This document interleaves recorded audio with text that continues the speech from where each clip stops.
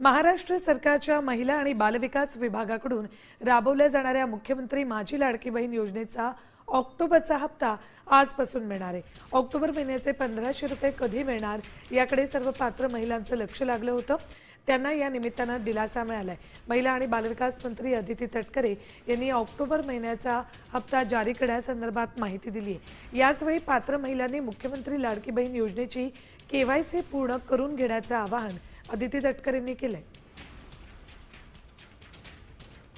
काही तिथं ज्या काही स्थानिक पातळीवरून तिथल्या प्रशासनाकडून काही सूचना येतील, नीलमताईंच्या काही सूचना असतील, त्या विभाग म्हणून त्याच्यावर अंमलबजावणी करण्याच्या दृष्टिकोनातून आजचा हा दौरा आयोजित केलेला आहे। मी बऱ्याचशा वेळेला ज्या ठिकाणी जिल्ह्यामध्ये जात असते तिथे बालगृह असतील, बालसंगोपन केंद्र असतील किंवा तिथले आमचे वन स्टॉप सेंटर्स असतील, तिथं मी भेट देत असते आणि तिथेही जे प्रशासन आहे तिथलं स्थानिक प्रशासन असेल किंवा तिथं राहणाऱ्या ज्या मुली असतील, मुलं असतील, यांच्यासोबत मी संवाद साधत असते।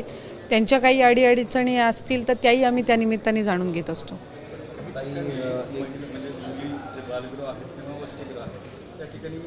मुलींच्या अत्याचाराच्या घटना घडल्या, काही ठिकाणावर मुली पळून गेल्याच्या सुद्धा संभाजीनगरला घटना, तर ह्याच्या संदर्भात दक्षता म्हणून त्या ठिकाणी काही काळजीच्या खरं तर गेल्या वेळेला जी घटना झाली होती त्याच्यानंतर त्या मुलींच्या पालकांनाही आम्ही संपर्क केला।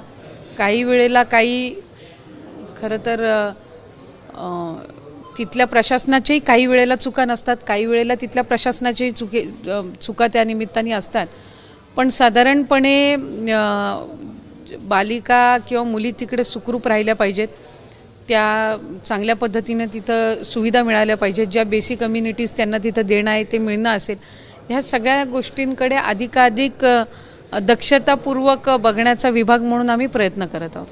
लाडकी बहीण लाभार्थीमध्ये सुरुवातीला 2.63 कोटी इतकी संख्या होती बहिणींची पोर्टलवर।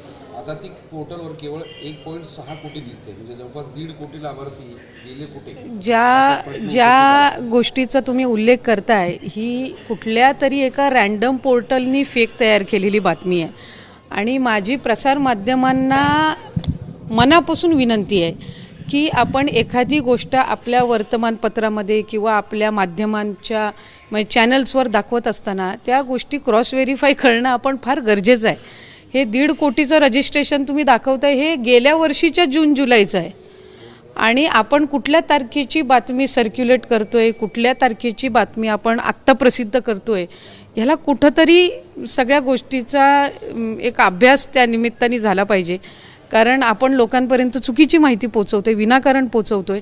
मुळात 2,63,00,000 हे रजिस्ट्रेशन होतं, 2,63,00,000 कधी लाभार्थी नव्हते, 2,63,00,000 हे रजिस्ट्रेशन आणि आम्ही हे किमान 50-100 वेळा तरी आतापर्यंत कदाचित माध्यमांसमोर पण बोलून झालेलं आहे। आम्ही प्रत्येक मेळाव्यामध्ये सुद्धा राज्याचे मुख्यमंत्री फडणवीस साहेब असतील, उपमुख्यमंत्री एकनाथजी शिंदे साहेब असतील, आदरणीय दादा असतील, विभागाची मंत्री म्हणून मी असेल, आम्ही त्या ठिकाणी उल्लेख करतो आणि आजही आमच्या लाभार्थ्यांची संख्या 2,30,00,000 पेक्षा जास्तीच आहे, ती काही त्याच्यापेक्षा कमी नाहीये। मूळ रजिस्ट्रेशन 2,63,00,000 होतं, त्याच्यातलं फिल्टर होऊन म्हणजे त्याच्यातले जे अपात्र असतील, कधीच त्या योजनेमध्ये पात्र असणारे नसतील, स्क्रुटिनीमध्ये असतील, हे त्या ठिकाणी करून सुद्धा वेगवेगळ्या विभागांची ज्या वेळेला आम्हाला माहिती मिळते ती आम्ही क्रॉस व्हेरीफाय करत असतो आणि कधीही म्हणजे आत्ताच्या गेल्या 6 महिन्याच्या कालावधीमध्ये 2,25,00,000 2,30,00,000 खाली कधीच लाभार्थी आलेले नाही आहेत। यंदाच्या महिन्याचा आम्ही ऑगस्ट महिन्याचं डीबीटी केलंय,